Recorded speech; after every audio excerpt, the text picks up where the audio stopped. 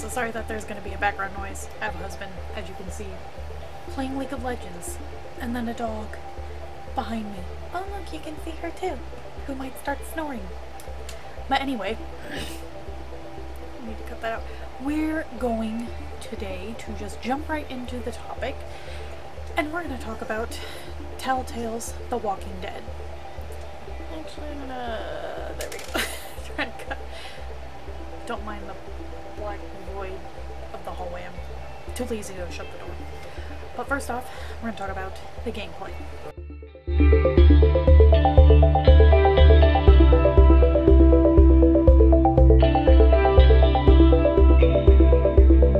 For anybody who doesn't know, Telltale games, they work... There's not really as much like, I'd say straight up action, like, you know, in most video games. I mean, there obviously is action, you're moving around, you interact with stuff, but a lot of it is more like quick time event and choosing dialogue options for story. It's not boring at all, trust me. Like, some people, maybe it would be a turnoff, but it is engaging enough in the gameplay it has and just in the story in general that it is not boring. But interface, you know, it's pretty different, because for a lot of combat, what they'll do, since it's kind of like a quick time event thing, is you just have to move the cursor to a certain spot and then hit the attack button, or just hit the right button, mashing the right button. That kind of simple thing. It's a cell shaded kind of look to the game, to kind of look more like a comic book style, and pretty much all dialogue, the majority of dialogue, is timed in choice, which is part of the appeal to the gameplay, is you don't really get a lot of time to sit there and think about the choice. Like, that's how the game is supposed to work, is you just go with gut instinct of what you're going to choose.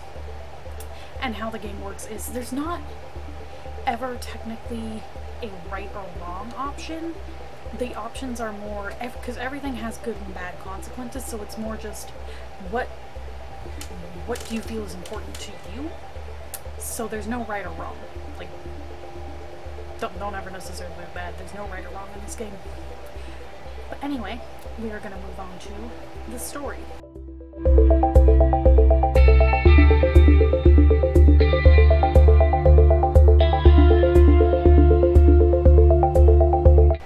So, the story for this is, you start out, I'm only going to talk about the starting of season 1. I'm not going to go through all of the seasons, but the starting of season 1 is, you start out as a guy in the back of a cop car. His name is Lee, and you were starting right when the zombie apocalypse is really starting to kick into gear. You don't know why you're in the back of the cop car. It's just something you learn throughout the story, but cop car gets thrown over by a friggin' zombie in the road, so Lee makes his way to a house where he sees in the backyard a little girl named Clementine is hiding. So they go from there. Lee and Clementine trying to survive while also trying to see if they can find her parents and, you know, just be surviving in a zombie apocalypse and figuring out what's going on. There's obviously a lot more details to it and a lot more characters to it, but I don't want to spoil anything of it, because if you can, definitely just go play the game yourself. I would recommend, before watching any playthroughs or looking up anything, play it yourself so there's no spoilers with the story and everything. But I mean, if you do want to watch it, I have all the streams archived on my channel, or the playlist. You know, just if you want to know, I can just go on my channel, check out that playlist. But I do recommend you just play it on your own. So, now we're going to move on to my thoughts and opinions.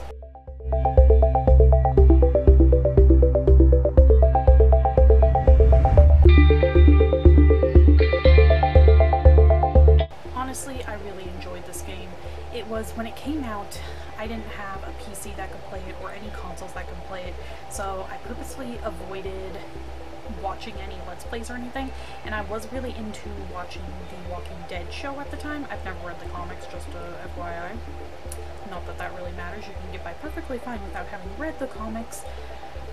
But I was, of course, super excited for a game media, and honestly, this game had me literally crying at several points. So I am just gonna warn, this is a game you definitely gotta be prepared for, because it will make you feel all the emotions. Like, if you're gonna be playing it, you best be ready to be in your feels with this game. Honestly though, I love this game so much. It is an amazing game. In some ways, so I feel kind of like after seasons 1 and 2 especially, it kind of started.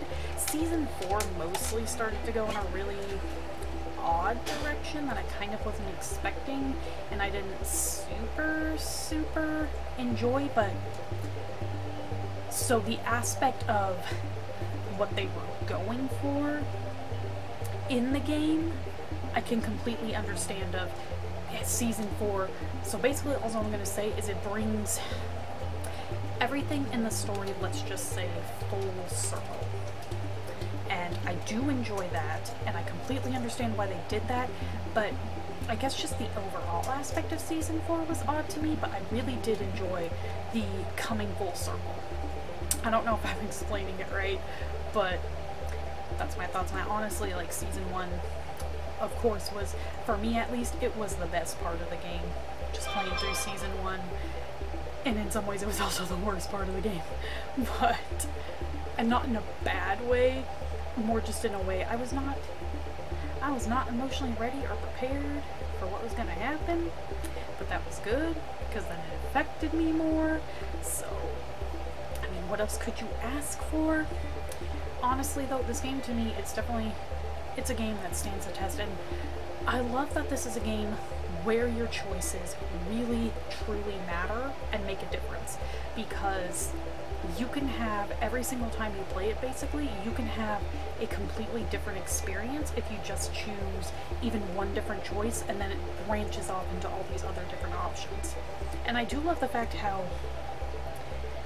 really there's no like good or bad ending, and there is no right or wrong in the choices. This game is literally more almost of a character study of like you, the player, as a person, into looking at these scenarios and seeing like, what would you do? What is the outcomes that you can live with or you can't live with? Where does, like, in some ways your moral compass lie?